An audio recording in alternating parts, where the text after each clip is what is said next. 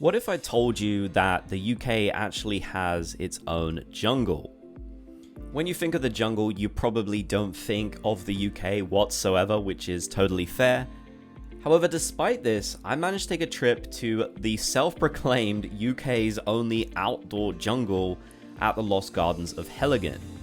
Now, this is of course a man-made jungle in Cornwall, specifically in England for those of you outside of the UK. And genuinely, it's one of the most incredible places that I've been to, so I wanted to do a little tour of exactly what it's like, and also show you another sort of jungle that you can visit in the same area. So for a start, when you first arrive at the Lost Gardens of Heligan, you do get a good variety of different types of gardens. For example, there is an absolutely massive vegetable garden, which is very traditional for here in the UK. It's what you'd expect to see from your traditional walled garden, and it's really lovely though. It features a wide variety of different plants that are good for pollinators, also good for attracting sort of pests away from vegetables like nasturtiums and the peter and such. So I was really impressed by this section of it, despite the fact that this is not really what the Lost Gardens of Heligan are known for.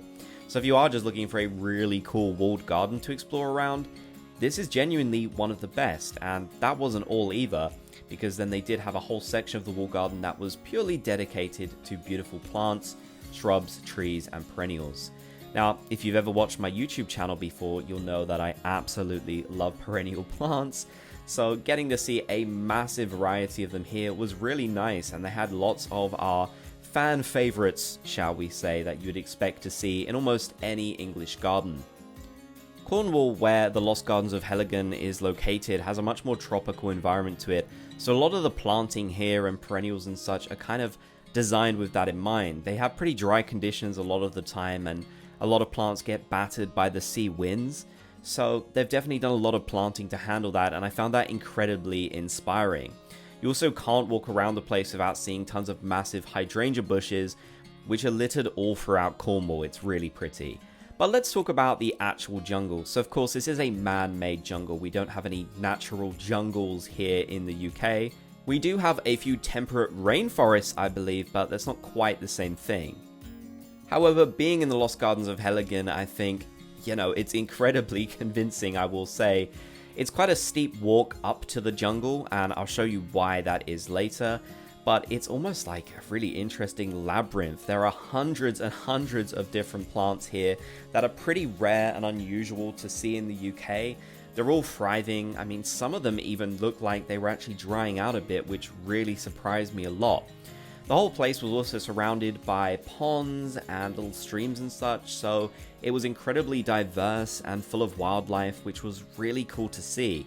I think probably the wildlife would be incredibly shocked if it ended up here, because it's nothing like any garden I've ever seen anywhere else in the UK.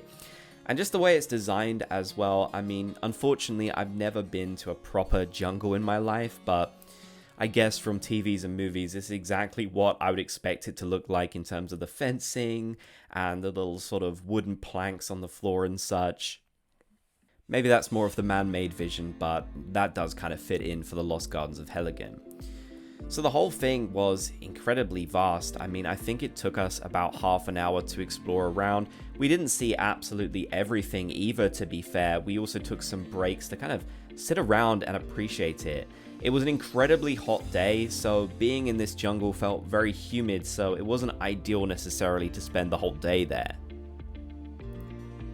I think that definitely helped though, because everything inside was very damp, so you had that kind of humidity with the water rising in the air. It definitely made you feel like you were in a jungle, so I feel like July was kind of the perfect time to visit this place. I think any other time of the year some of the plants might start to fade. I'm not entirely sure if you can even visit it all year round, but definitely during the sort of summer period is the best time. I was also incredibly impressed at how large some of the plants were. Now, I'm not an expert on any of these plants whatsoever. They're just not my speciality at all. But I had no idea that some of these plants that are almost just leaves, really, they're not trees or anything, could get this big. I mean, it absolutely blew my mind. Now, the main feature of the jungle is the little rope bridge, and this was incredibly cool. I've seen a few of these in different places across the UK, but this one felt really special, sort of walking over the almost small kind of canyon. It was definitely very, very neat. And it was incredibly secure, I'm pleased to say. I did feel a little bit nervous going on it at first, I'm not gonna lie. I'm a bit of a wuss. But once I was actually on, I definitely enjoyed it a lot. Heading out of the jungle, it kind of slowly but seamlessly transformed into just a very sort of natural, dry kind of area with little streams walking through and these sort of gravelly pathways to walk back into the main part of the gardens. I mean, there's so much to the Lost Gardens of Heligan that I didn't get to see. I'm definitely going to have to go back at some point in the future because it was incredibly impressive. Now, like I said, there is another sort of jungle in the UK, which is once again man-made, and is incredibly close to the Lost Gardens of Heligan, actually, and this is called the Eden Project. Now, you might have heard of this one even if you aren't in the UK. That's because of its very famous glass houses, these big domes, which I'm showing off. Yeah, they're crazy, and one of them is very much like a jungle sort of climate. It's very, very hot in there. It's obviously climate controlled, so the temperatures are beyond anything possible normally here in the UK. And so, yeah, they have a lot of plants here which aren't native. In fact, I think they even have some birds in there, which is really interesting. I mean, these are a must-see. They do get incredibly busy, I will say, which kind of stressed me out a little bit because I just wanted to stop and appreciate the plants.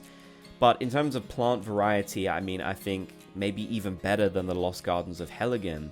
It was an incredibly cool place. This was actually my second visit, but this time around I feel like I appreciated some of the plants that were on display a little bit more than I did the first time I visited, since I've just become even more of a fan of these types of places. So it's definitely another place worth a visit. So if you ever happen to find yourself in the UK, specifically in Cornwall, England, you definitely have to visit these two places. They're some of the best gardens you can see in the UK, but also if you want to experience a jungle in a very unusual setting, then I don't think there's really anything else like this anywhere in the country, at least not to this scale. I'm not sure if there might be other smaller, similar projects, and of course, a lot of people in the UK make their own gardens as well, sort of jungle themed, which is really cool. But if you want to see something incredibly extensive and have a proper explore of some very impressive gardens, so I definitely recommend visiting both of them. They're absolutely incredible. And if you want to see a wide variety of quite unusual, more tropically themed plants, then I feel like this is an absolutely perfect place to go. Of course, the Lost Gardens of Heligan also has the benefit of some of your more traditional English gardens as well, so definitely worth the visit. Let me know your thoughts about these down in the comment section below. Did you know that there's a sort of jungle in the UK? And definitely subscribe for more gardening content as well. I'd love to have you here on the channel.